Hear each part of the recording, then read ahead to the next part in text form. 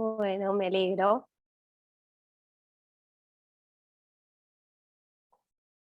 Bueno, antes de empezar, me escribió ayer Martín por el tema de hacerlo presencial o por Zoom. Yo quería arreglar con ustedes, así puedo hablar con la otra comisión también y enganchar las dos seguidas, si tienen problema en hacer la próxima conmigo presencial.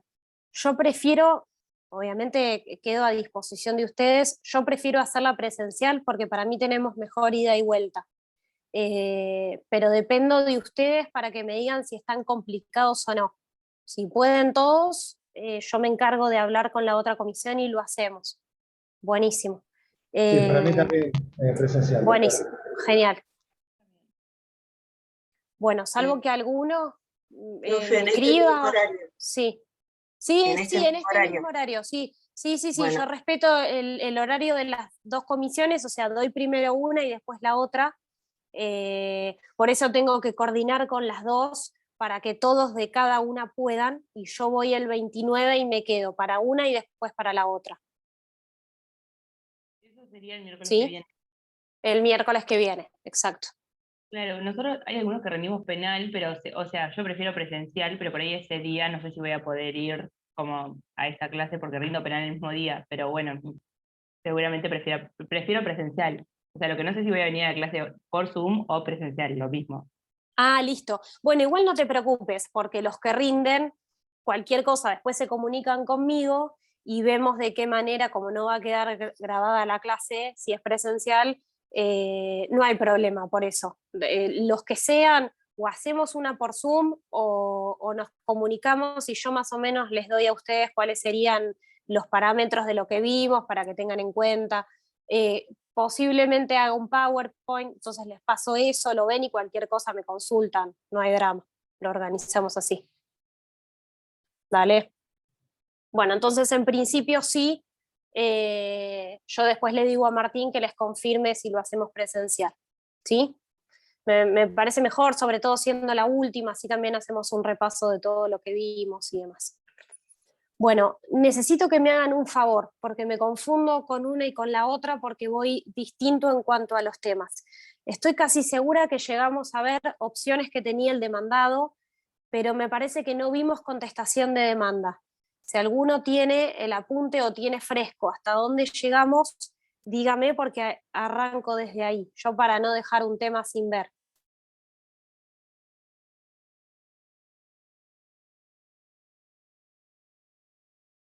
Porque con la otra comisión llegué a ver contestación de demanda y a mí me parece que con ustedes o no lo completé o Yo no lo tengo la vimos. definición, o sea, habíamos hablado del concepto.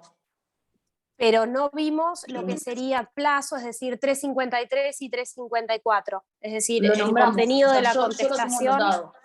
Yo lo tengo anotado, Listo. pero Yo no. tengo no anotado también. Claro. 353 y No, 354, los requisitos, todo. pero sí el desarrollo del artículo, que sería lo más importante. Yo tengo algo, sí. Lo de Sí, la... bueno, les voy a hacer un breve repaso por las dudas, porque nunca viene mal, de paso, y yo me quedo tranquila porque es lo más importante para que ustedes tengan en cuenta de la contestación. Voy un poquito más para atrás. Entonces, yo les hago una aclaración, porque yo generalmente les hablo mucho de artículos. No quiero que se piensen que se tienen que aprender artículos de memoria ni el articulado, es decir, ni el contenido en sí, ni el número.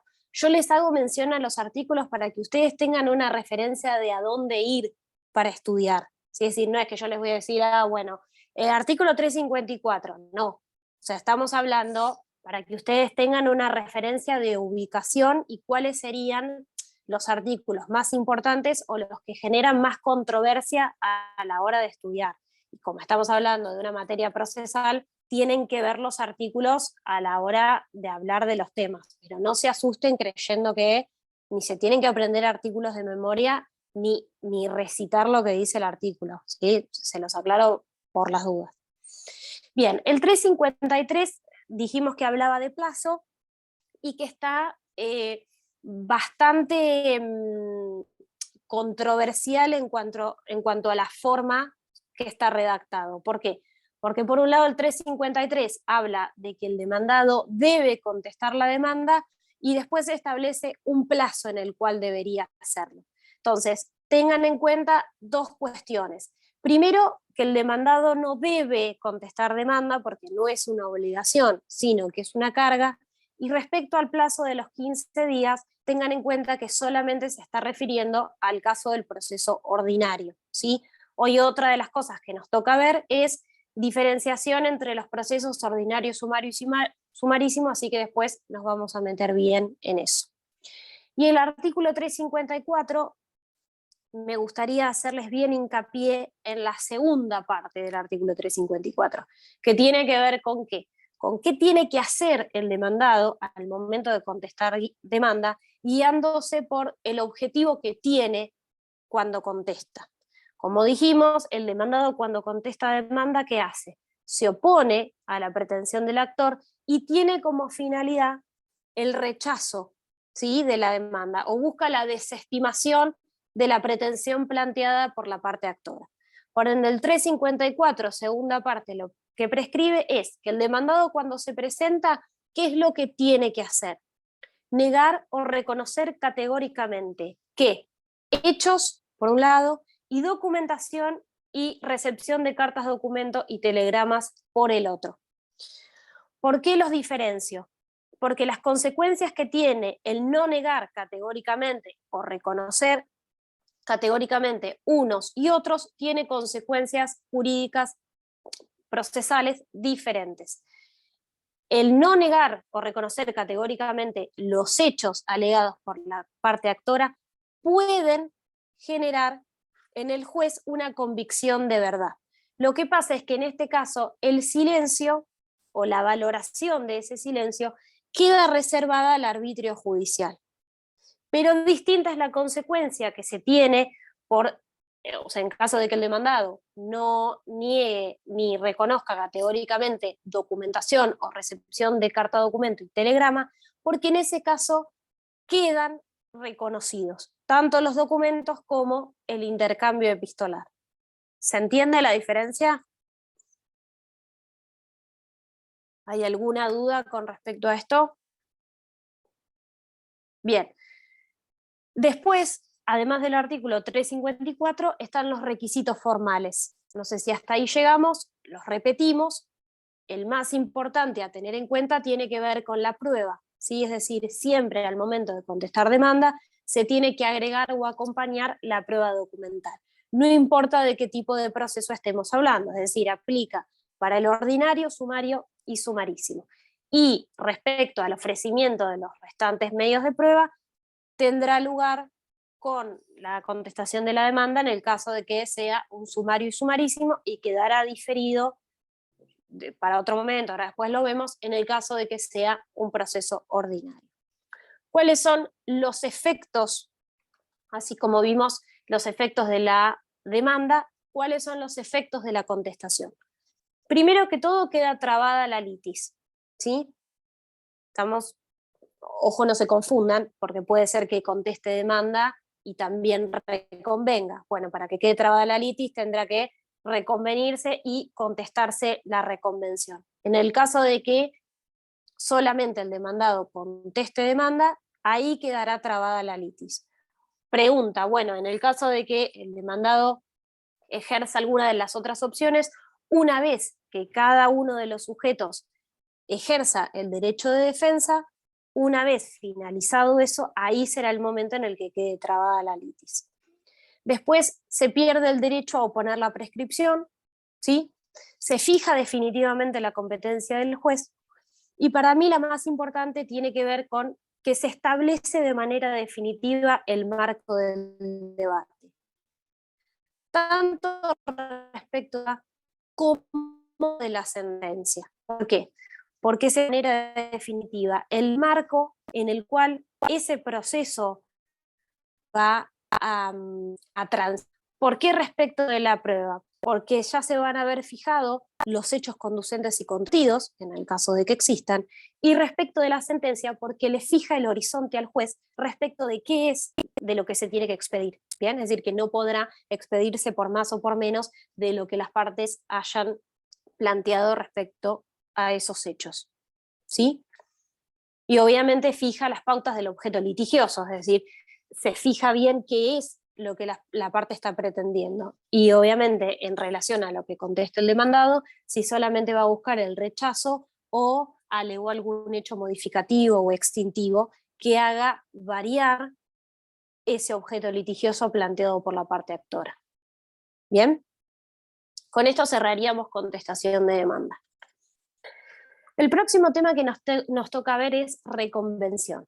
La reconvención está a partir del artículo 355. ¿Y qué significa reconvenir? Justamente acá es importante tener en cuenta, por eso yo les hago mucho hincapié, en cuál es el objetivo o la finalidad de la contestación de la demanda, porque a veces se lo confunden con la reconvención. El objetivo, como dijimos, de la contestación de la demanda es que se busca el rechazo o la desestimación de la pretensión planteada por la parte actora. En la reconvención, lo que se plantea es una pretensión autónoma que intenta el demandado contra el actor en un proceso que se encuentra pendiente y que obviamente va a ser resuelta conjuntamente con la primera, ¿sí? O con la pretensión principal. Sin embargo, esta posibilidad de reconvenir que tiene el demandado es facultativa. ¿Por qué? Porque es una herramienta que le permite el Código Procesal al demandado para evitar iniciar un juicio independiente y le da la posibilidad de plantear una pretensión que tiene en un juicio que ya se encuentra en trámite porque hay una identidad de ¿qué? De sujetos. Sin embargo, esto para que lo tengan en cuenta, lo pueden relacionar con qué principio procesal, con el de economía procesal, ¿sí? Porque lo que hace es concentrar en un mismo proceso una pretensión que en realidad es autónoma. Sin embargo, como les dije recién, la posibilidad de reconvenir es facultativa para el demandado. ¿Qué significa?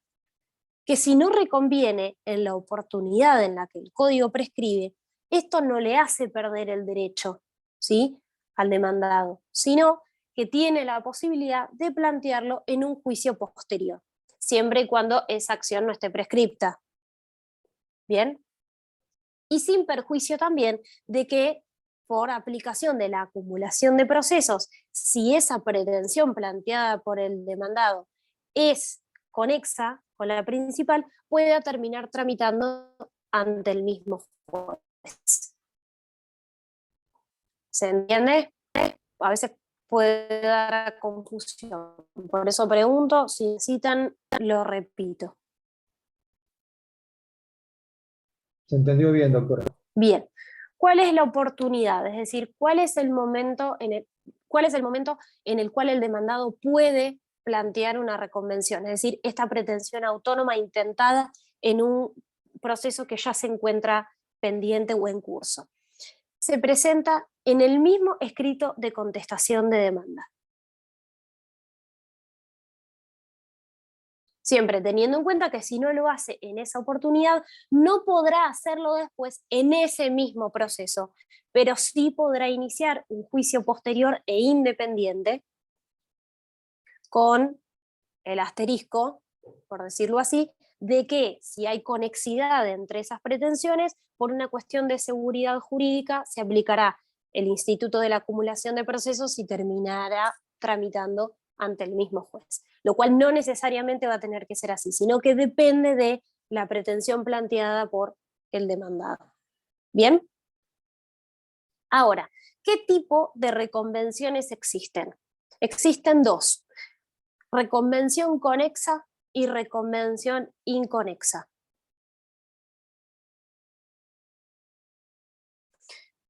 ¿A qué nos referimos cuando hablamos de reconvención inconexa? Aquella pretensión intentada por el demandado que no tiene un vínculo con la causa o con el objeto de la pretensión inicial, sino que solamente hay una identidad entre sujetos. ¿Bien? Es decir, que esa pretensión planteada por el demandado no tiene relación alguna con la primera respecto al objeto o a la causa. sino que solamente hay una identidad de sujetos. La reconvención inconexa solamente puede ser planteado en qué tipo de proceso. Universales. Ordinario. No, universales no, estamos hablando dentro de lo que son los procesos de conocimiento contenciosos. En los Ordinario. ordinarios, exacto, será en los ordinarios porque es el proceso que permite la mayor amplitud de debate y de plazos y de formas procesales. Uno tiene que pensar que estamos planteando dos pretensiones que no tienen nada que ver entre sí. Entonces, la realidad es que ese proceso, todas las reglas de ese proceso me tienen que permitir una amplitud total. Entonces, la inconexa solamente tendrá lugar en un proceso de tipo ordinario. Y la reconvención conexa, acá sí, la pretensión planteada por el demandado deriva de la misma relación jurídica o es conexa con la planteada en primer término por la causa o por el objeto. En este caso, es decir, una reconvención conexa, ¿en qué proceso se puede plantear?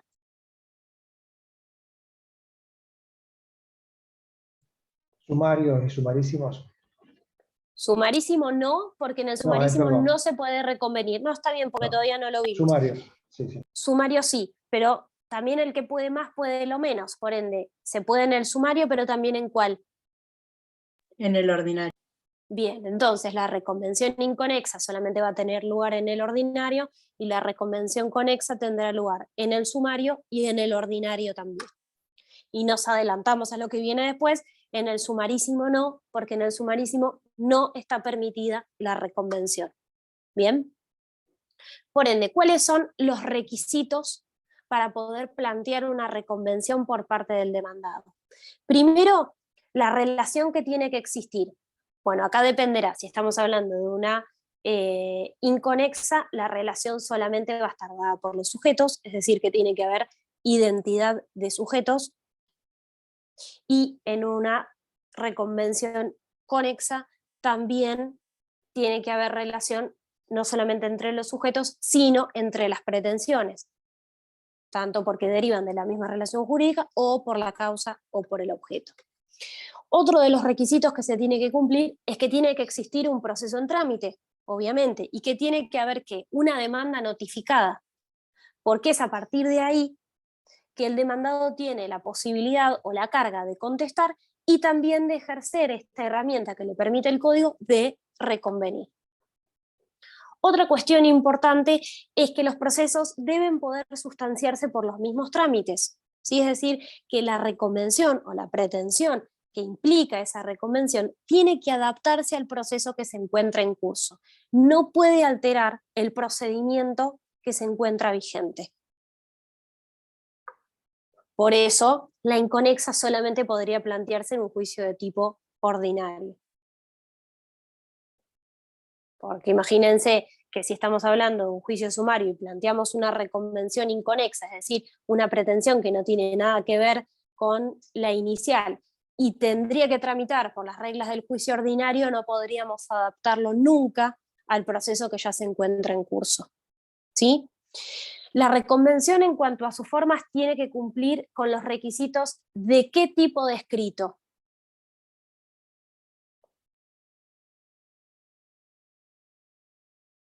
A ver si a alguien se le ocurre.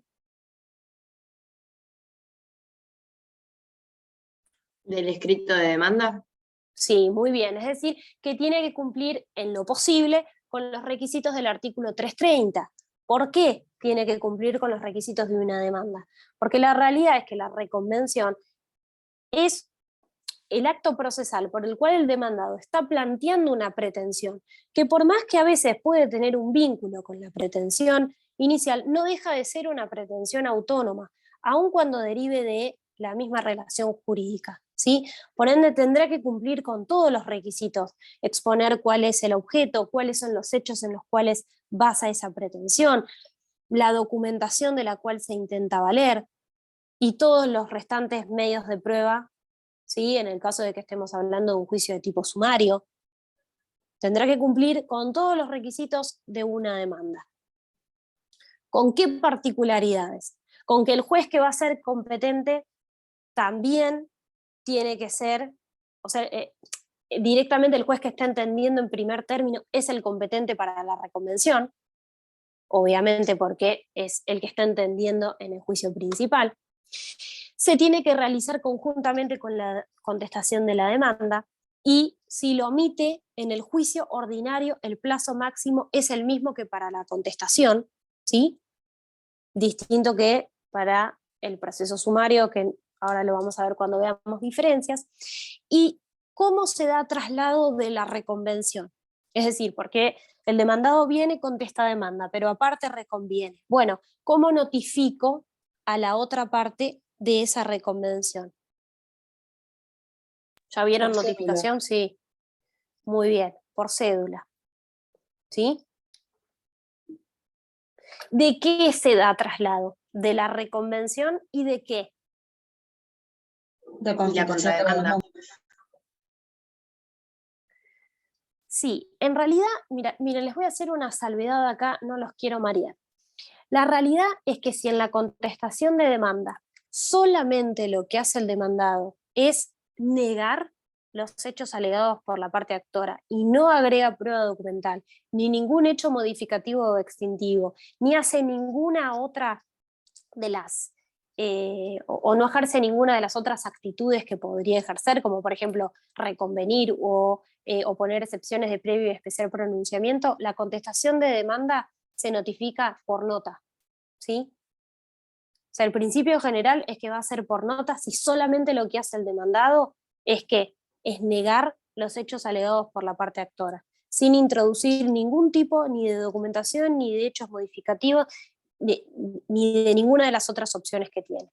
En el caso de que oponga excepciones de previo y especial pronunciamiento, incorpore hechos modificativos o extintivos, agregue prueba documental, ¿sí?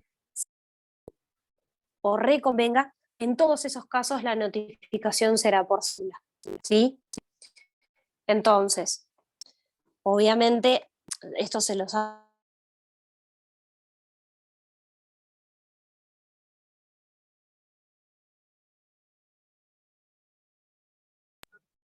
Se corta el audio. contestación y de la reconvención.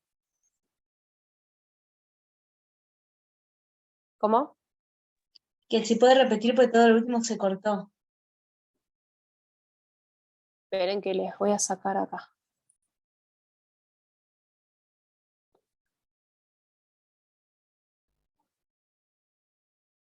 ¿Ahí me escuchan mejor? Sí, ahí mejor. Sí.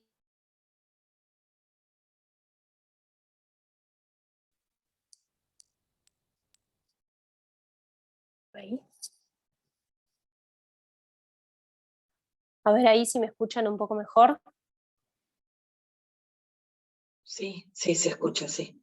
Sí. Bueno. Esperen que volvemos para atrás, porque no quiero que les quede colgado nada. ¿En dónde se cortó? Así repito. En las diferencias entre nota y cédula. ¿Cuándo se Bien, presenta cada una? el principio es que si solamente el demandado está contestando demanda, pero contesta demanda solo rechazando los hechos alegados por la parte actora, esa notificación sería por nota. Cuando una contestación de demanda se notifica por cédula, que va a ser la mayoría de los casos, porque es muy raro que el demandado solamente niegue los hechos de la actora sin hacer nada más. ¿Qué va a hacer?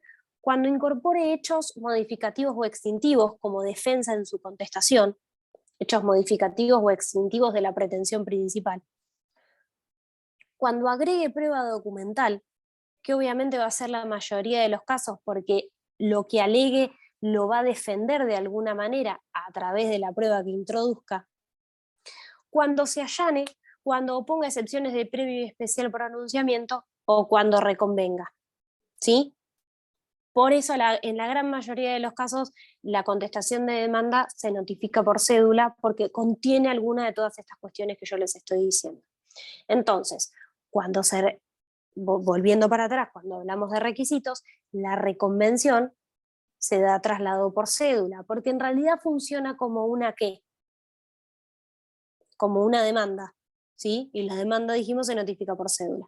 Ahora, cuando yo les dije de qué se da traslado, me estoy queriendo referir a otra cosa para que ustedes tengan en cuenta y relacionen la reconvención, no con una contestación de demanda, sino con una ¿qué? Con una demanda. Porque ¿qué tendrá que hacer el reconviniente cuando reconviene? Además de cumplir con todos los requisitos del 330 en lo que tiene que ver con el escrito, que va a tener que acompañar. La documental. Bien, perfecto. La documental y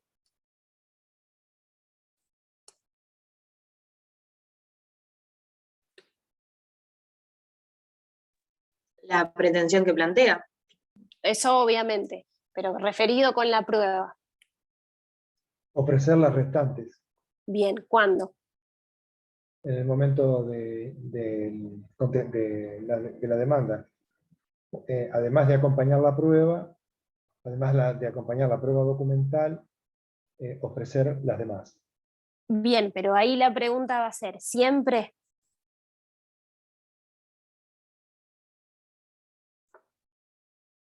Porque ¿qué tienen que pensar? Ustedes la primera estructura que tienen que bajar es de qué tipo de proceso estamos hablando. Entonces, ¿siempre se va a acompañar prueba documental con la reconvención? El proceso ordinario. La documental sí. Muy bien, la documental sí. La documental siempre se agrega o se acompaña porque la prueba documental, no importa de qué tipo de proceso estemos hablando, se acompaña siempre. Pero Sergio, está muy bien lo que vos me estás planteando porque cuando vos contestás eso tenés que tener todo el mapa en la cabeza hecho. Yo voy a eso, a que no solamente hay que acompañar la prueba documental, sino hay que ofrecer la prueba restante. Pero la pregunta siguiente va a ser, ¿siempre ofrezco los restantes medios de prueba? Con los escritos constitutivos, es decir, en este momento procesal en el que estamos hablando. Solo si es inconexa. No, al revés. Solamente en los procesos ordinarios. No, o sea, en los procesos sumarios y sumarísimos ofreceré los restantes medios de prueba porque el momento para ofrecer los restantes medios es con los escritos constitutivos, salvo que estemos hablando de una reconvención inconexa que solamente va a tener lugar en un juicio de tipo ordinario, porque el momento de ofrecer los restantes medios de prueba no es con los escritos constitutivos. ¿Se entiende? Esto se lo tienen que grabar a fuego. La diferencia entre acompañar prueba documental y ofrecer los restantes medios de prueba, en qué momento procesal se da. Ahora igual lo vamos a repasar cuando veamos diferencia de procesos. ¿Pero se entiende a lo que voy? Bien. Ahora, yo se los adelanté, pero el artículo 356 hace mención de esto, es decir, nos resuelve de qué manera se da traslado de la reconvención. Lo que pasa es que si ustedes leen el artículo 356, les trae más problemas que soluciones, porque está mezclando dos casos diferentes. El artículo 356 plantea, por un lado, cómo se da traslado de esa reconvención, y por otro lado, qué plazo tiene el actor para expedirse respecto de la documental acompañada por el demandado cuando contesta demanda. Dos cosas que no tienen nada que ver entre sí. Entonces, vamos a desgranarlo, así entendemos a qué se refiere. La primera parte responde a la pregunta de cómo se da traslado de la reconvención. Dijimos, para que lo contesten ustedes, cómo notifico a la otra parte de esa reconvención.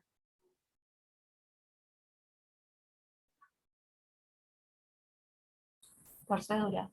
Bien, por cédula. Y dijimos que lo que notifico por cédula es la reconvención conjuntamente con la prueba documental que acompañe, y si es un juicio sumario, será obviamente con el ofrecimiento de la restante que va a conformar el escrito, ¿sí? Y si es un proceso ordinario, no. El artículo 356 en su segunda parte plantea el plazo que tiene el actor para contestar o para expedirse respecto a la documentación que acompañó al demandado en su contestación de demanda. ¿Qué es lo que dice? Que el demandado puede venir y contestar demanda simplemente negando los hechos, ¿sí?, alegados por la parte actora. Pero, ¿qué pasa si el demandado o incorpora algún hecho o alguna defensa y de eso acompaña prueba documental? Ese es el caso que está planteando el 356. Cuando el demandado incorpora algún hecho y por ende prueba documental de la cual se intenta valer para sustentar ese hecho, de eso hay que darle traslado a la parte actora. ¿Por qué? Porque está incorporando documentación que él hasta el momento no conoce. Entonces, para ejercer ese derecho de defensa, lo que está diciendo es que hay que darle traslado a la parte actora de estos hechos y documentación que incorporó. ¿Mediante qué medio? Es decir, ¿cómo notifica al actor de esto que acompaña o que incorpora? ¿También por cédula? También por cédula, exactamente. Entonces, una vez que se lo notifica al actor, ¿qué plazo tiene el actor para expedirse respecto a estos hechos y documentos incorporados por el demandado?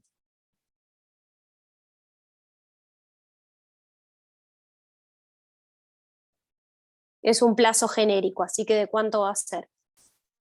5 días. 10 De días. 5 días. 5. ¿Y por qué dice 15 o 5? Porque se está refiriendo al otro caso. ¿A qué se va a referir los 15 o los 10? Al plazo que tiene el actor o reconvenido para contestar la reconvención. ¿Por qué? Porque funciona como una demanda. ¿Sí?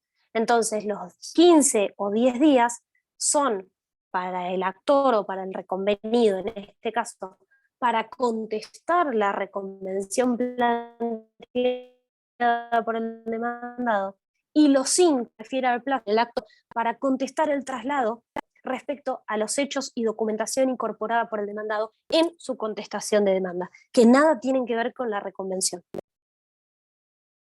Este artículo marea mucho, así que si alguien tiene alguna duda me pregunta, igual la clase que viene lo vamos a volver a ver. ¿Bien? ¿Se entendió la diferencia? Bien. Una vez que queda trabada la litis, es decir, que finaliza la etapa introductoria, ¿cuáles son las posibilidades que existen a los fines de darle curso a este proceso? Es decir, ¿cuál es el trámite que viene? Tenemos dos posibilidades, según el artículo 357 o artículo 479. La causa se puede abrir a prueba o se puede declarar como de puro derecho. ¿Cuándo se abrirá la causa a prueba? Cuando existan hechos alegados, conducentes y controvertidos. ¿Sí? ¿Qué significa que un hecho sea alegado? Es decir, que haya sido incorporado al proceso por alguna de las partes. Que sea conducente significa que es relevante y de importancia para el progreso o rechazo de las pretensiones planteadas. Y que sea controvertido implica que fue alegado por una parte y rechazado o negado por la otra. ¿Sí? Bien. Siempre ante la duda, la causa se abre a prueba. Es decir, que la regla general es la apertura a prueba del proceso. ¿Por qué? Porque siempre hay que resguardar el derecho de defensa de las partes. ¿Y cuál es la otra posibilidad? Es decir, si no existen hechos conducentes y controvertidos, la causa se declarará como de puro derecho. ¿Bien?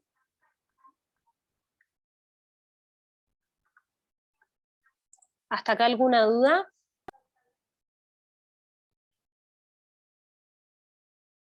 Muy bien. Si seguimos en lo que dice el programa, a ustedes les habla de lo que es la declaración de puro derecho, la apertura a prueba, el ofrecimiento, cuadernos, producción, en lo que tiene que ver con lo que van a ver conmigo, ¿sí? Son temas que se mezclan mucho con la parte de prueba, así que lo vamos a ver abordado desde la diferencia de los procesos, es decir, que vamos a ver la diferencia entre ordinario, sumario y sumarísimo, y vamos a tocar un poco estos temas también, ¿sí? Pero no voy a hacer mucho hincapié porque si no me voy a meter en temas de prueba. Igual supongo que ya vieron la primera parte y les queda nada más que medios, ¿no? Así que si tienen alguna duda, lo repasamos. Bien, para arrancar, algo vieron, me parece, de procesos de conocimiento, pero no quiero dejar de mencionar bien a qué nos referimos cuando hablamos de proceso ordinario, sumario y sumarísimo y la diferencia que tienen desde lo teórico. Entonces, el proceso ordinario, ¿qué es? En realidad el código procesal lo toma como el prototipo de proceso, ¿sí? ¿Por qué? Porque ¿qué es lo que dice el artículo 319?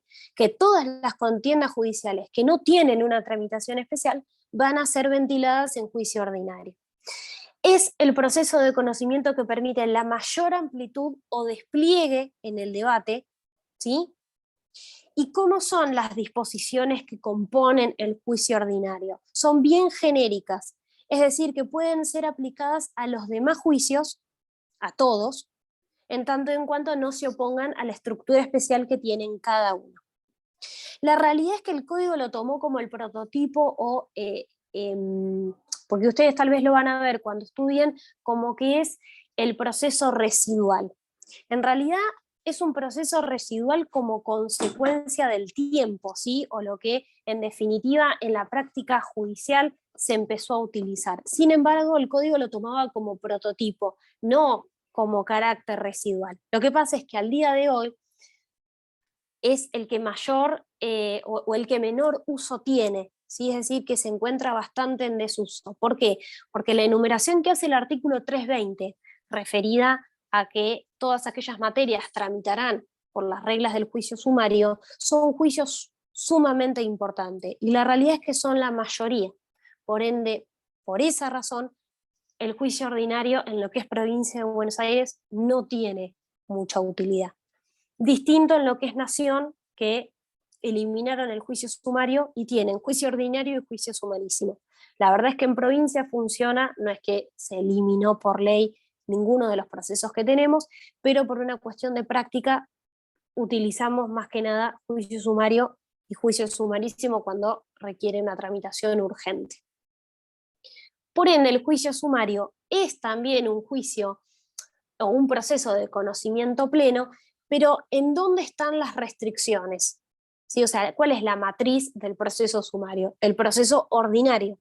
La verdad es que tiene las mismas reglas, pero las restricciones están ¿en dónde? En los plazos, en materia probatoria y en materia recursiva. ¿Sí? Entonces, ¿qué es lo que se busca? Se busca que determinadas materias tramiten por un proceso que es más sencillo, pero que en definitiva, aún pensado como una alternativa residual, termina siendo el que tiene mayor uso porque le dio el código procesal las materias más importantes. ¿Sí? ¿Cuáles son aquellos procesos que tramitarán por juicio sumario? Los de menor cuantía, que son aquellos en los que se esté solicitando hasta 4.500 IUs, que la verdad de menor cuantía mucho no tiene porque es bastante. Aquellas cuestiones que estén previstas en el artículo 320, como por ejemplo cancelación de hipoteca, pago por consignación, daños por cuasidelitos, obligación de escriturar. Eso después vean el 320, no es para que se sepan todos de memoria, pero tengan de referencia algunos ejemplos. Como yo les estoy diciendo acá, con eso está perfecto. Pero también no solamente alcanza con lo que establece el artículo 320, sino que en el código se establecen taxativamente algunos casos particulares, los cuales también tramitarán por las reglas del juicio sumario, como son generalmente lo que tiene que ver con las acciones posesorias y la rendición de cuentas. que no están enumeradas en el 320, y así todo, específicamente en la parte de acciones posesorias y de rendición de cuentas, el código establece que se regirá por las reglas del juicio sumario. Y por último tenemos el sumarísimo. La realidad es que los procesos sumarísimos están destinados a sustanciar aquellos conflictos que requieren una solución de carácter urgente. Por ende, le tienen que dar la mayor celeridad posible a ese proceso. Cuando nos encontramos ante una situación que requiere ser tramitada por un juicio de tipo sumarísimo. Para que ustedes entiendan esta definición o entiendan a qué va uno cuando les habla de la urgencia, háganse preguntas para poder desgranar esa definición. Entonces, ¿ante qué concreto, ante qué situación se daría la posibilidad de un juicio sumarísimo? ¿Un acto o una omisión de un determinado hecho? Es decir, un hecho o la omisión de ese hecho. ¿Qué tiene que provocar ese acto o esa omisión? Una lesión, una amenaza, una restricción, ¿sí? Y acá viene lo más importante. ¿A qué se está lesionando o se está restringiendo? A un derecho o a una garantía que está consagrada constitucionalmente. Ese es el eje central de por qué una determinada pretensión deberá seguir o deberá tramitar por las reglas del juicio sumarísimo. Porque lo que se está lesionando, restringiendo, amenazando, es un derecho o una garantía que está consagrada constitucionalmente. ¿Y qué se busca cuando yo quiero llegar a ese proceso o quiero que se resuelva de manera urgente mi pretensión? Que se cese en los efectos de ese acto o de esa omisión, o que se me indemnice, es decir, la indemnización por los daños provocados por ese acto o esa omisión. ¿Sí? Porque a veces la realidad es que dan la definición de memoria que no es necesaria, pero si ustedes quieren encauzarlo por ese lado, traten de entender a qué se refiere cuando se habla de eso. Básicamente lo más importante es que una determinada pretensión va a tramitar por las reglas del juicio sumarísimo cuando lo que se esté restringiendo o lesionando es un derecho o garantía consagrado constitucionalmente. Va por ahí lo principal, ¿sí? Y cuando hay una urgencia en la resolución del caso. Entonces, ¿cómo se logra la celeridad en los procesos sumarísimos? Con la reducción considerable de plazos y de etapas procesales, es decir, de etapas dentro de ese proceso. Es decir, que la abreviación de esos actos se lleva hasta el mínimo indispensable para garantizar el derecho de defensa. ¿Y cuál es la matriz del proceso sumarísimo?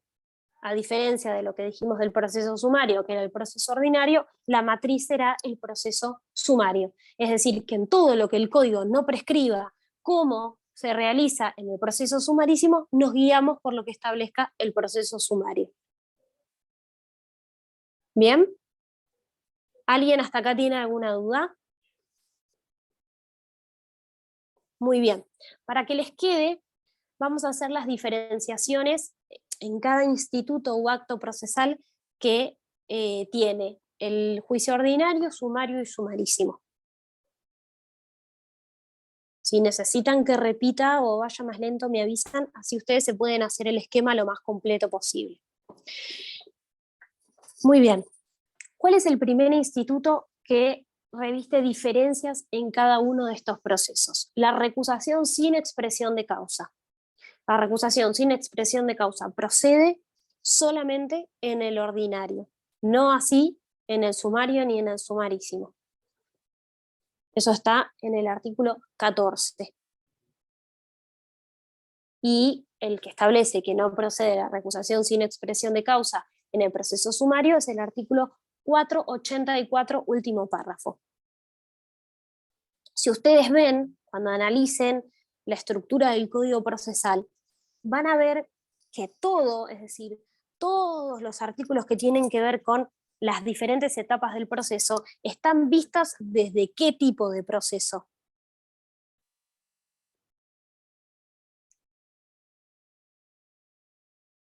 Pregunto porque ya me cansé de mi voz, así ustedes interactúan un poco.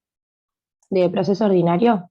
Bien, perfecto. Entonces a veces está muy limitado todo lo que tiene que ver con plazos, traslados y demás, porque toda la articulación del proceso está vista desde el proceso ordinario.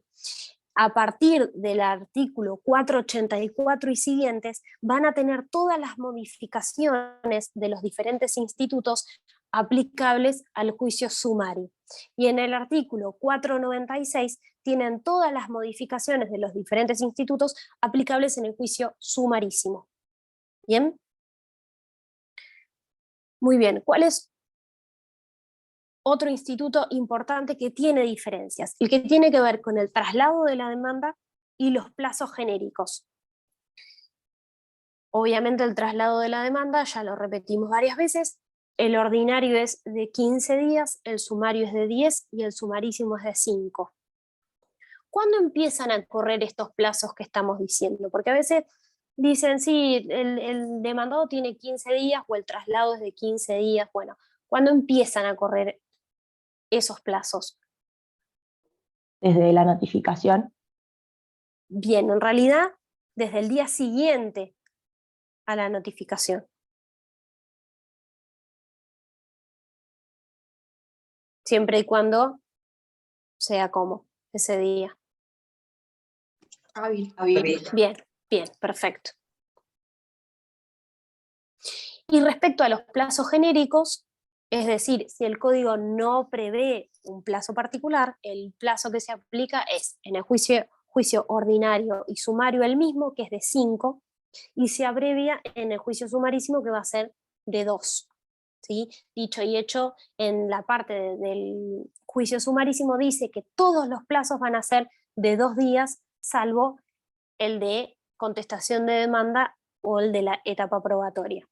El resto de los plazos aplican los 2 días, que sería el plazo genérico. Del sumarísimo, ¿sí? Ordinario y sumario, dijimos 5. Cuestión fundamental, tema de la prueba. Acá vamos a volver a lo que... Sí. Entonces, el traslado de la demanda era Sí. 15, 10 y 5, pero en caso de que no especifique, 5 y 2. Claro, exactamente. Es decir, el código va a prever en algunas situaciones particulares plazos especiales que tienen que ver con traslados específicos. Por ejemplo, el traslado de la demanda. El traslado de la demanda para el ordinario son 15, sumario son 10 y sumarísimo son 5, pero los plazos genéricos, es decir, cuando ordena algún traslado y no especifica el plazo por el cual se realiza ese traslado, se aplica el plazo genérico del artículo 150. Para el ordinario y para el sumario son 5 días, pero específicamente el 496 establece que el plazo genérico en un juicio sumarísimo es de 2, ¿sí? Es decir, que viene a variar la normativa establecida en el artículo 150. ¿Sí? Sí, perfecto, gracias. Lo mismo obvio que la etapa probatoria, es decir, ahí no se aplica tampoco el plazo general, sino específicamente el que el código prescriba para el plazo del periodo de prueba. ¿Sí? Si no dice nada, ahí es donde se aplica o el 150 o el 496 para sumarísimo. Vamos con el tema de prueba, que me interesa que les quede bien en claro. ¿Qué pasa con la prueba tanto al momento de acompañar la documental como del ofrecimiento de la restante? Acá lo van a ver bien plasmado.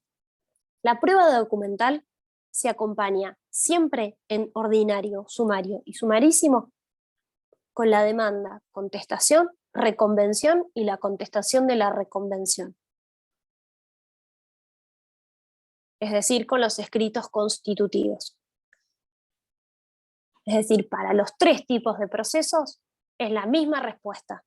El momento procesal oportuno para acompañar prueba documental es con demanda, contestación, reconvención y la contestación de la reconvención. Bien, ahora, ¿qué pasa con los restantes medios de prueba? Es decir, cuando se ofrecen los restantes medios de prueba. En el juicio ordinario, los medios de prueba restantes se ofrecen dentro de los primeros 10 días de que haya quedado firme el auto de apertura a prueba.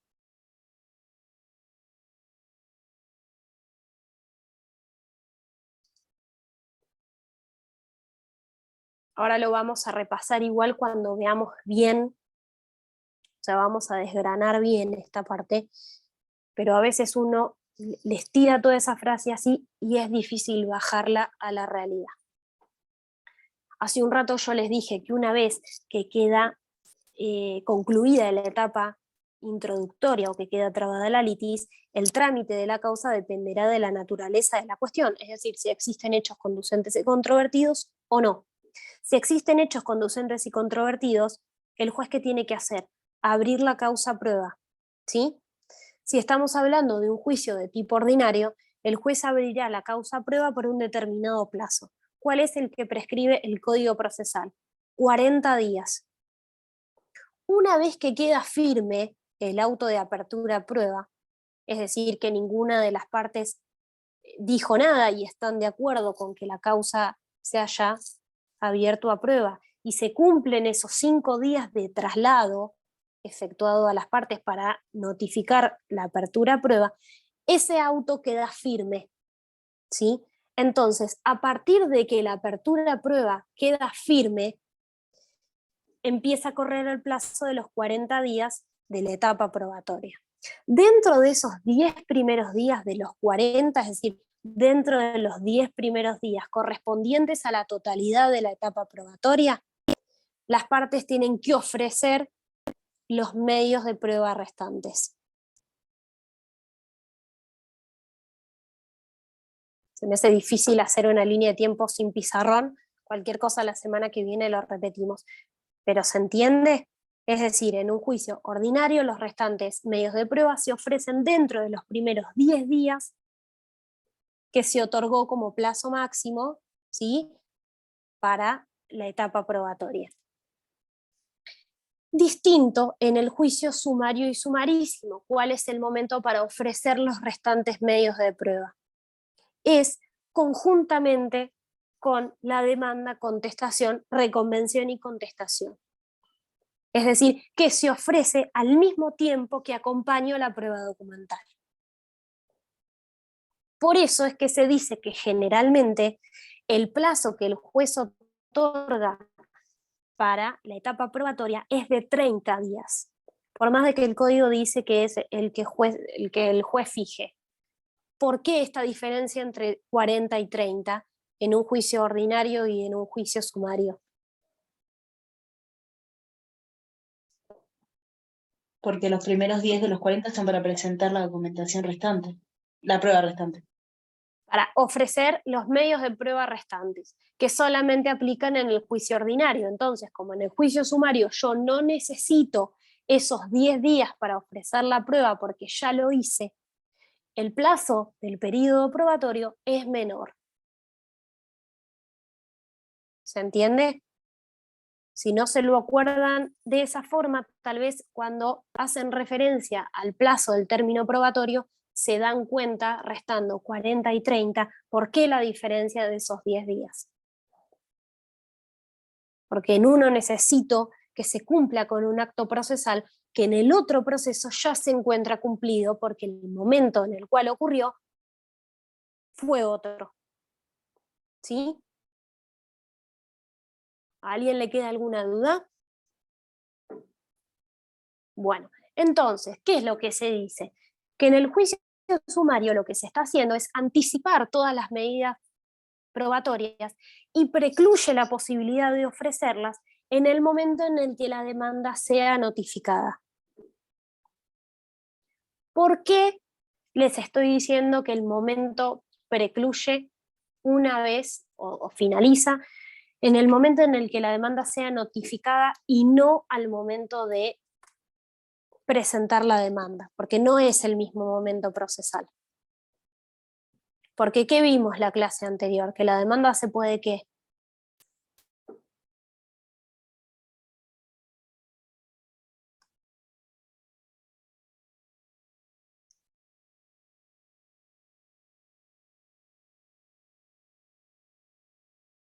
¿Nadie?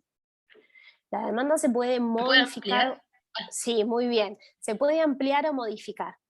En realidad, generalmente uno habla de ampliación, la palabra técnica sería modificación. Y dijimos que la demanda se puede modificar ¿hasta qué momento? Hasta el momento de la notificación de esa demanda a la contraria. Entonces, si yo puedo modificar la demanda hasta la notificación de la misma, podría ofrecer algún medio de prueba que al momento de presentar la demanda me olvidé. ¿Sí? Ya es muy finito lo que les estoy diciendo, es simplemente como para que traten de relacionar cosas que vimos. Entonces, si ustedes dicen que el momento de ofrecer los restantes medios de prueba es con la demanda, contestación, y reconvención y contestación, está perfecto. Pero sepan que en realidad puede ser hasta la notificación de esa demanda, porque hasta la notificación de la demanda yo la puedo modificar. Por ende, podría ofrecer algún medio de prueba que me olvidé al momento de presentarla, siempre y cuando ya no esté notificado.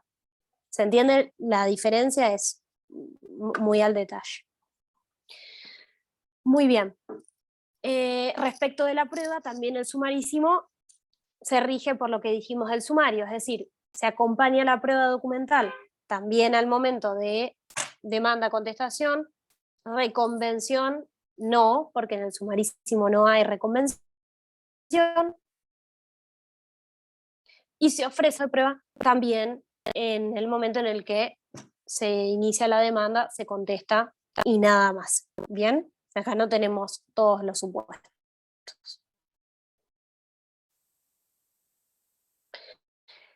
Pasa con la reconvención, ya que la estamos en el ordinario, procede la reconvención conexa.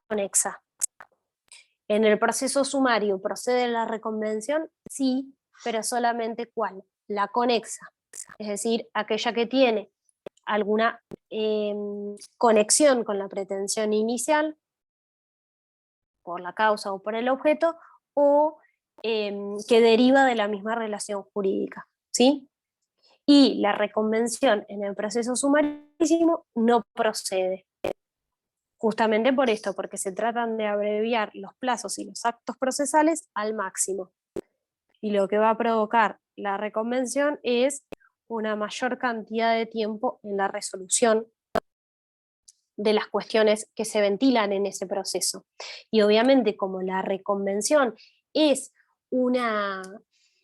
digamos que es una herramienta que surge como consecuencia del principio de economía procesal, no es que el demandado no pueda plantear esa pretensión en un juicio posterior. Por ende, simplemente se le deja esa posibilidad.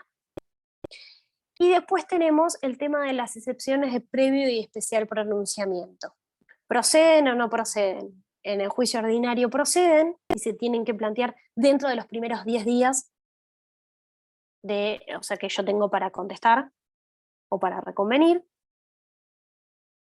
En el proceso sumario también proceden las excepciones previo y especial pronunciamiento, pero hace una aclaración especial, que se deben oponer como conjuntamente con la contestación de la demanda, por aplicación de qué principio, del de concentración y economía procesal. Es decir, acá busco reducir los plazos.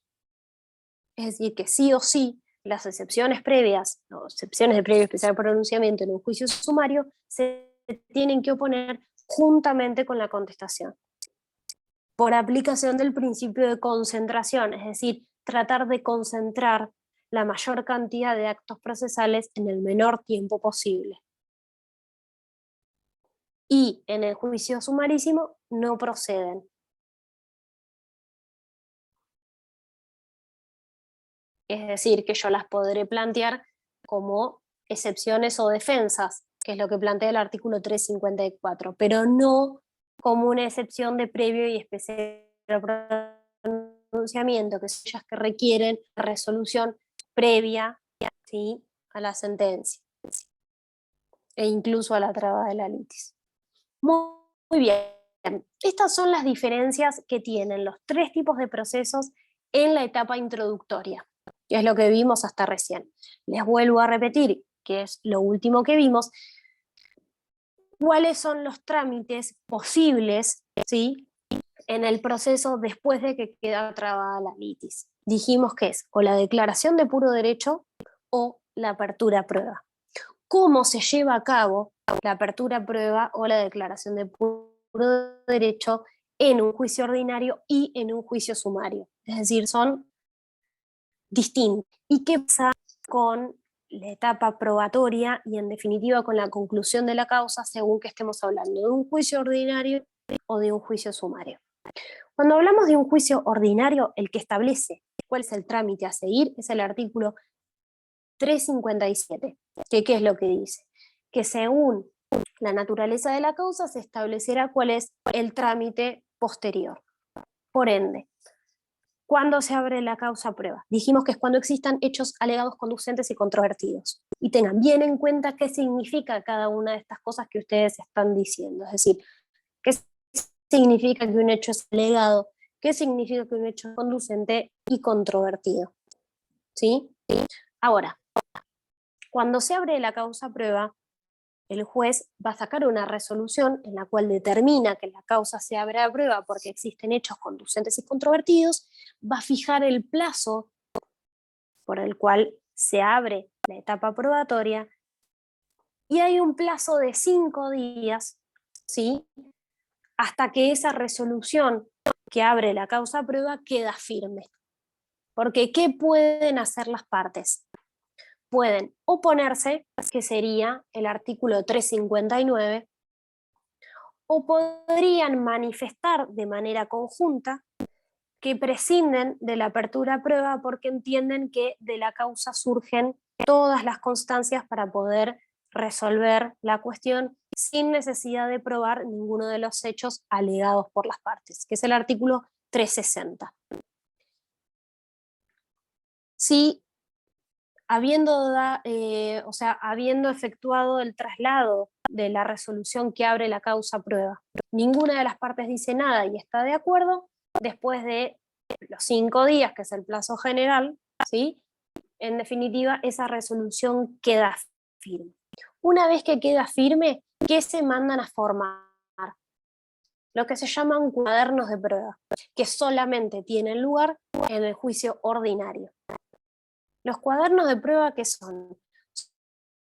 Son expedientillos que van a contener la misma carátula que el expediente principal y va a haber uno por parte. Es decir, uno correspondiente a la parte actora y un cuaderno de prueba correspondiente a la parte demandada. ¿Qué es a los fines de qué? De que cada uno en su expedientillo vuelque todas las diligencias de prueba que se vayan haciendo y que no entorpezcan el expediente principal. La verdad es que al día de hoy siguen existiendo aún con el expediente digital, pero la función en sí se cumplía cuando el expediente era formato papel, porque si no, imagínense que el expediente tenía cuerpos y cuerpos y cuerpos y era un lío encontrar todo lo que tenía que ver con la producción de prueba, ¿sí? Al día de hoy existen los expedientillos, pero bueno, son digitales, se vuelca la producción de prueba en esos expedientes atribuidos a cada parte. Una vez que finaliza la etapa probatoria, esos expedientillos se juntan con el expediente principal, ¿sí? Entonces, una vez que queda firme la autoapertura a prueba, se forman los cuadernos. Muy bien, ¿cuál es el primer acto que hay que cumplir una vez que se abre la causa a prueba?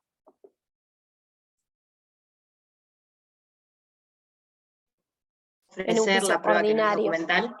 Bien, muy bien. Es decir, que el primer acto va a ser el ofrecimiento de los medios de prueba. Dijimos que tiene que ser dentro de los 10 primeros días, ¿sí?, del término total otorgado, y ese es el primer escrito que se agrega al cuaderno de prueba de cada una de las partes. Es decir, que el cuaderno de prueba se inicia con el escrito de ofrecimiento de prueba. Esto ya lo vieron, sumamente importante cuando ven prueba, cuáles son las etapas de la prueba: ofrecimiento, proveimiento, producción y valoración. Es decir, que vamos por el primero, ofrecimiento. Después, ¿qué va a venir? Proveimiento, es decir, el juez tiene que proveer las pruebas ofrecidas. Después va a venir la producción. Y el juicio ordinario tiene una particularidad. Una vez que están producidas las pruebas, tiene que cumplirse con lo que se llama el certificado del término del plazo probatorio y su resultado. ¿A qué se refiere con esto? Es un certificado, un escrito que realiza el secretario del juzgado, en donde lo que hace es certificar el término del plazo probatorio, es decir, que ya pasaron los 40 días otorgados por el juez para el cumplimiento de la etapa probatoria, y no solamente tiene que certificar el vencimiento del plazo probatorio, sino el resultado de la prueba. Es decir, qué pasó con cada una de las pruebas proveídas a cada una de las partes. Entonces el escrito va a decir, parte actora, prueba tal, prueba tal, prueba tal, y en qué estado se encuentra cada una de esas pruebas, es decir, producida a fojas tal o pendiente. Entonces, a partir de ese certificado, ¿qué nace? La posibilidad de la parte de pedir la negligencia o la caducidad de la prueba que se encuentre pendiente. ¿Bien? Entonces, se agrega ese certificado por parte del secretario que determina el vencimiento del término probatorio y el resultado, nace la posibilidad de pedir la negligencia o la caducidad de la prueba que se encuentre pendiente, y una vez que se encuentre firme y finalizado todo lo referente a la prueba, es decir, o que se determina la negligencia o caducidad, o que se encuentran todas producidas, ¿qué acto aparece? Es decir, ¿con qué hay que cumplir? Con los famosos alegatos, que también solamente tienen lugar en el juicio ordinario. ¿Qué son los alegatos? Los alegatos son un escrito facultativo, ¿sí?, para las partes, en las cuales lo que hacen es examinar el valor probatorio de los medios de prueba producidos y su relación con los hechos y, obviamente, la valoración que hacen respecto a la consecuencia jurídica que están tratando de lograr. Es decir, esa valoración que hace el juez al momento de la sentencia, la hacen las partes respecto a sus pruebas producidas en los alegatos. Tratan de, como de darle más firmeza o convicción a sus pruebas en relación a los hechos alegados oportunamente. ¿Por qué digo facultativo? Porque si alguna de las partes no lo quiere presentar, tiene la posibilidad de no hacerlo. Y la presentación de los alegatos es un plazo común de 12 días. ¿A qué me refiero con que es un plazo común? Con que esos 12 días le corresponden a ambas partes al mismo tiempo. Es decir, que corre para los dos, ¿sí?, en el mismo momento. No se confundan, porque cuando ven el artículo de alegatos, les habla de que las partes tienen 6 días cada uno, es decir, tiene 6 días el actor y después 6 días el demandado, para el retiro del expediente. ¿Estamos? Pero el plazo para la presentación de los alegatos es de 12 días común para ambas. Tiene 6 días el actor para retirar el expediente, al día 6 lo tiene que devolver, el demandado se llevará del día 6 al 12 el expediente para poder revisarlo y hacer una buena valoración, pero si el actor al momento de devolver el expediente al día 6 presenta los alegatos, esos alegatos quedan retenidos, ¿sí?, no se presentan en ese momento, sino que se agregan al expediente al día 12, justamente porque el plazo para la presentación es común. ¿Estamos? Una vez que se cumple con ese plazo, es decir, que se llega al día 12, se agregan los alegatos efectuados por la parte, y acá viene una cuestión sumamente importante. El juez saca un proveído, saca una resolución, que ¿cómo se llama? Que se las nombro todo el tiempo.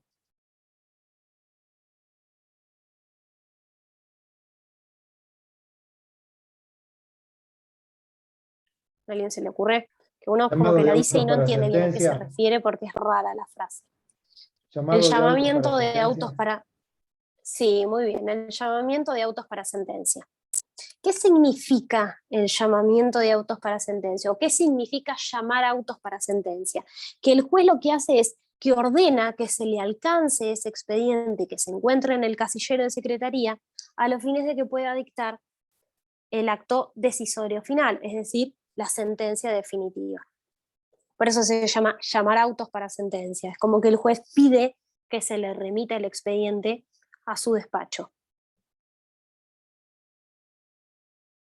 Entonces, una vez, ahora después igual repasamos, una vez que esos alegatos se agregan al expediente, el juez saca un proveído en el que llama autos para sentencia. ¿Qué es esta providencia? ¿O qué busca? ¿O cuál es la finalidad del llamamiento de autos para sentencia?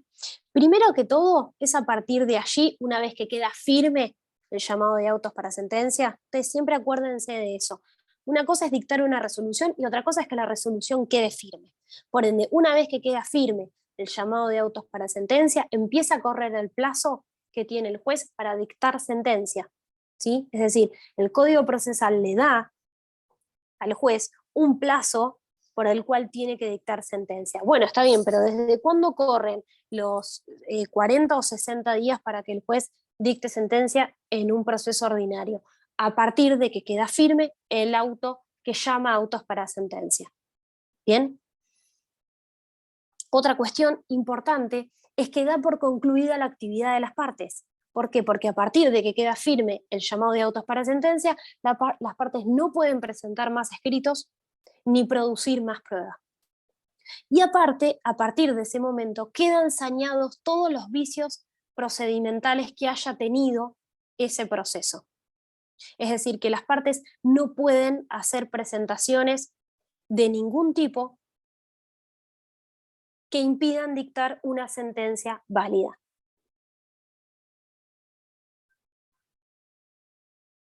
¿Y qué principio cede acá? ¿Cuál es el principio que rige todo el proceso de conocimiento? ¿Dispositivo de las partes? Bien, muy bien. El principio dispositivo es el principio que rige durante todo el procedimiento. A partir de que queda firme el llamado de autos para sentencia, como dijimos que finaliza o da por concluida la actividad de las partes, implica que cede el principio dispositivo, porque el proceso está en manos del juez. ¿Sí? Que dijimos es a partir de ese momento que corre el plazo para dictar sentencia, que no se puede ver suspendido ni alterado por ninguna causal, porque nadie puede presentar un escrito ni producir prueba, salvo una sola posibilidad, que es que el juez dicte una medida para mejor proveer, que es artículo 36, inciso 2. Si el juez dicta una medida para mejor proveer, que es a los fines de esclarecer de mejor manera los hechos, ¿sí? Y poder dictar sentencia acorde realmente a... Es decir, que no le basta con las sentencias del juicio, sino que necesita entender mejor el suceso de aquellos hechos volcados en el expediente, puede dictar lo que se llama una medida para mejor proveer. En el caso de que dicte esta medida, hasta la resolución de la misma, se suspenderá el plazo para dictar sentencia. Si no, de ninguna otra manera, ese plazo se podría haber alterado.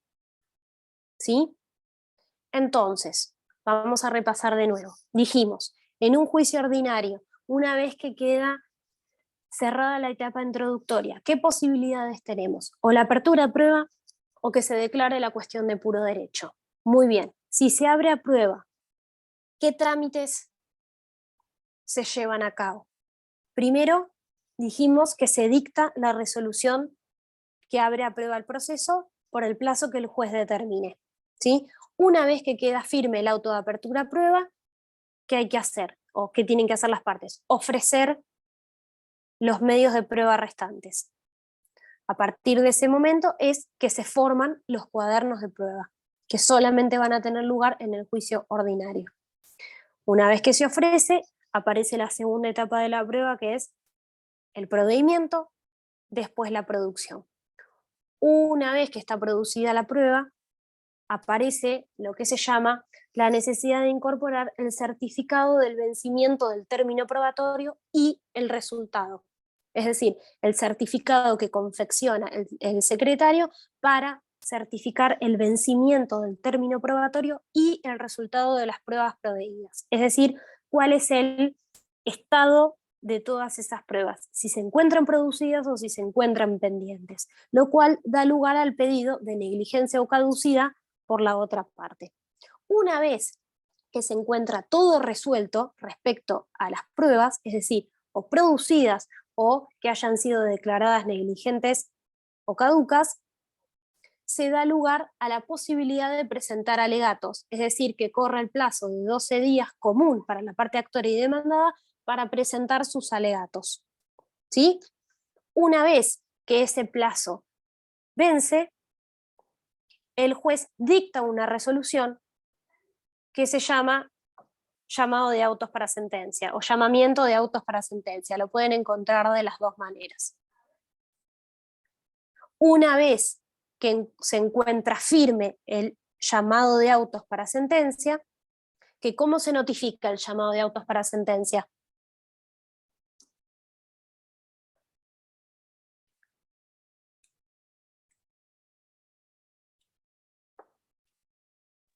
Mediante el portal web hoy en día. ¿Cómo? Hoy en día mediante el portal web. Sí, muy bien, está bien, pero ¿en realidad se notifica por cédula o Ministerio de Ley? Ministerio de Ley. Sí, muy bien, porque el 135 dice que se van a notificar por cédulas todas aquellas resoluciones entre el llamamiento de autos para sentencia y la sentencia. O sea, a lo que se refiere es que el auto que llama autos para sentencia no se notifica por cédula, sino Ministerio de Ley. Obviamente ahora, cambiando todo el sistema, lo más probable es que esa notificación aparezca en el portal de notificaciones electrónicas, ¿sí? Y se va a regir por el plazo de una Ministerio de Ley, pero no se notifica por cédula, eso para que lo tengan en cuenta.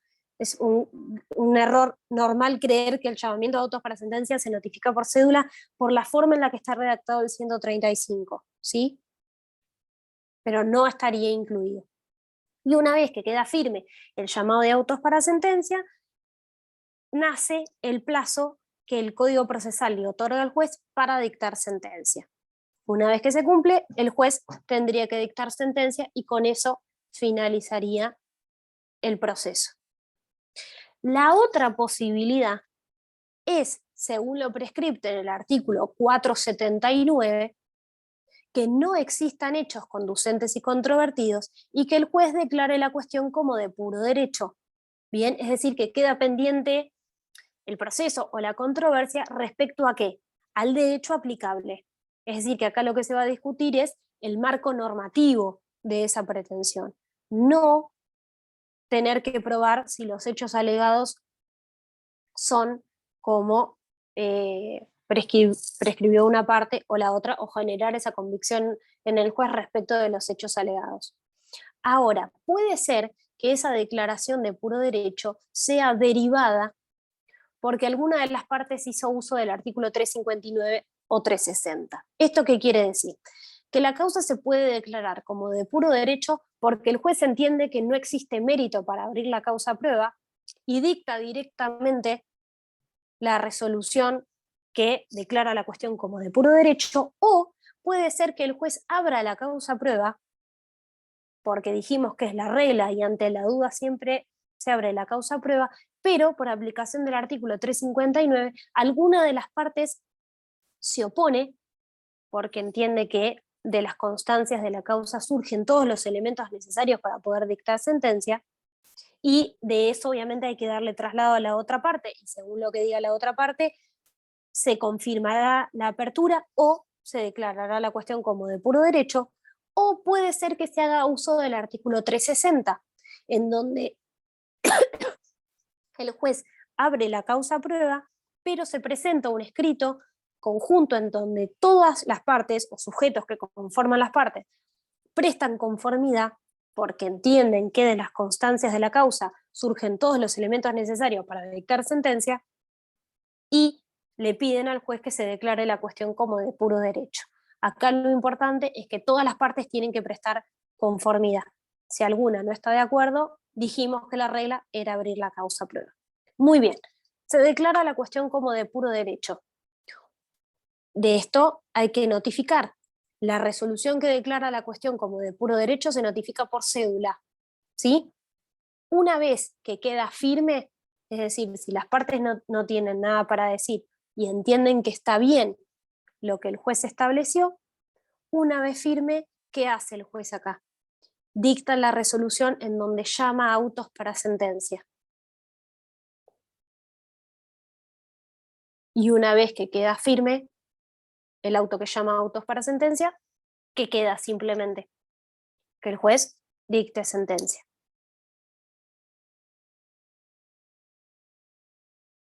¿Bien? ¿Se entendió hasta acá? ¿Qué hora es? Falta poquito.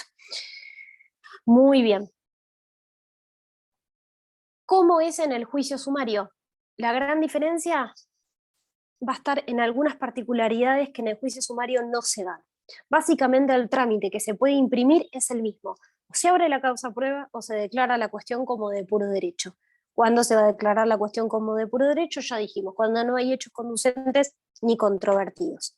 ¿Qué hace el juez? Saca la resolución en donde declara la cuestión como de puro derecho, pero acá la particularidad que tiene es que no se dicta la resolución que llama a autos para sentencia. No existe en el juicio sumario. Por ende, a partir de que queda firme el auto que declara la cuestión como de puro derecho, nace el plazo del juez para dictar sentencia, directamente. ¿Y qué particularidades tiene el juicio sumario cuando se abre a prueba? Primero, que el juez va a abrir la causa a prueba por el plazo que establezca, ¿sí? o que él entienda conveniente.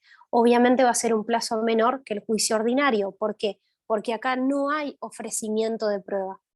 No es que no hay ofrecimiento de prueba en un juicio sumario, sino que este acto procesal ya se encuentra cumplido porque fue en el momento en el que se presentó demanda, contestación, reconvención y su contestación. ¿Bien? Entonces, directamente, una vez que el juez abre la causa a prueba y esa, ¿cómo se llama? Esa resolución se encuentra firme, ¿cuál es el paso siguiente? Tener que proveer la prueba ofrecida oportunamente. Va a venir el proveimiento, la producción, y acá no hay ni certificado del vencimiento del término probatorio, es decir, que ese certificado no existe, no hay alegatos y no hay llamamiento de autos para sentencia. O sea que una vez que finaliza el término de la etapa probatoria, el juez debería dictar sentencia. ¿Sí? Esos tres actos procesales que vimos en la apertura a prueba del juicio sumario, del juicio ordinario, en el juicio sumario no están. Lo que dice la doctrina es que convendría, por más de que no exista el auto que llama autos para sentencia, convendría que el juez la dicte. La gran pregunta es ¿por qué? Porque es a partir de que el llamamiento de autos para sentencia queda firme que nace el término para que el juez dicte sentencia. Entonces, en el juicio sumario se entra como en una confusión porque no se termina de entender bien a partir de qué momento el juez tiene el plazo, en este caso 30 o 50, para dictar sentencia. Generalmente el juez saca un despacho en el cual llama autos para sentencia para que se pueda tener un término a partir del cual contar el plazo para que pueda dictar sentencia. Pero en la teoría, en el juicio sumario, en la apertura a prueba, no tenemos ni certificado del término probatorio, ni alegatos, ni el auto que llama autos para sentencia. ¿Sí? ¿Se entiende la diferencia? Igual no se preocupen que la clase que viene, que tenemos pizarrón, vamos a hacer una línea de tiempo y vamos a diferenciar esto bien para que ustedes lo puedan visualizar mejor. Entonces, volviendo a las diferencias de los diferentes procesos, vamos a ver las diferencias ya de la siguiente etapa, es decir, de la etapa probatoria y la etapa decisoria. ¿Cuáles son las diferencias que tienen estos tres procesos respecto al plazo del periodo de prueba? El plazo ordinario dijimos que es de 40 días, el plazo que tiene el proceso sumario es de 30, generalmente por la diferencia de los 10 primeros que no necesita, y en el sumarísimo el que fije el juez. Obviamente va a ser lo más rápido y acotado posible. ¿Qué pasa con el plazo extraordinario de prueba? Solamente procede en el juicio ordinario, no procede ni en juicio sumario ni en juicio sumarísimo. ¿Qué pasa con los cuadernos de prueba? También solamente se forman en el proceso ordinario, no así en el sumario ni en el sumarísimo. Respecto de algunos medios de prueba en particular, testimonial y pericial. ¿Cuántos testigos se pueden ofrecer en la prueba? En el proceso ordinario, 12 como máximo y 3 suplentes. Y en el juicio sumario, hasta 5. ¿Se pueden ofrecer más? Se puede, pero el juez va a llamar a los primeros 5 y determinará si amplía la citación según la naturaleza de la cuestión. Pero en principio 5. Y el sumarísimo no dice nada, por ende se rige por las reglas del sumario. Prueba pericial, en el juicio ordinario se pueden hasta 3 peritos, es decir, 1 por parte, más 1 que se sortee de manera oficial. En el juicio sumario es un perito único designado de oficio, es decir, que se sortea de la lista de peritos oficiales, y el juicio sumarísimo no dice nada, por ende se rige por las reglas del juicio sumario, ¿sí? Alegatos solamente tenemos en el juicio ordinario, no en el juicio sumario ni sumarísimo. Providencia de autos para sentencia, es decir, la resolución que llama autos para sentencia, existe, sí, solamente en el proceso ordinario, no en el sumario ni en el sumarísimo. Sí, Sergio, gracias por avisarme. Nos vemos el miércoles que viene. ¿Cuál es el plazo para dictar sentencia? En el juicio ordinario, 60 o 40, según que estemos hablando de un tribunal o un juez unipersonal. En un juicio sumario son 50 o 30, según sea tribunal o unipersonal, y en el sumarísimo 15 o 10. Y por último tenemos el tema de las resoluciones apelables. Lo importante acá es que ustedes sepan, más que aprenderse cuáles son las resoluciones que se pueden apelar, es que tanto en el juicio sumario como en el sumarísimo juega lo que se llama el principio de inapelabilidad de las resoluciones de trámite o interlocutorias. ¿Eso qué significa? Que las posibilidades de plantear un recurso son sumamente limitadas y taxativas, es decir, que solamente se podrán apelar o podrán ser materia recursiva aquellas resoluciones que específicamente el código establezca. Todas las demás que no cumplan con esas características serán inapelables, tanto en el juicio sumario como sumarísimo, rigiendo obviamente la libertad de formas en el juicio ordinario, teniendo en vistas en cuanto al fundamento, que es este, que dijimos que el juicio ordinario es el más amplio en cuanto a sus posibilidades de conocimiento e investigación, y en el juicio sumario y sumarísimo se tratan de acotar, en el sumarísimo ni hablar al máximo, tanto los plazos como los actos procesales. Bien. Bueno, con esto terminamos, me faltó rebeldía, lo vamos a ver la clase que viene, conjuntamente con el tema que toca, y si quieren podemos volver a repasar esto último, que es mucha información, y hacemos una línea de tiempo para que entiendan bien qué acto se da en cada proceso. Obviamente si me quieren preguntar algo, igual estoy, ¿sí? Pero con esto estamos. Buenísimo, muchas gracias. No, de nada, chicos. Bueno, gracias. Hasta la próxima. Gracias, nos vemos. Espero que nos podamos ver en la facultad. Adiós.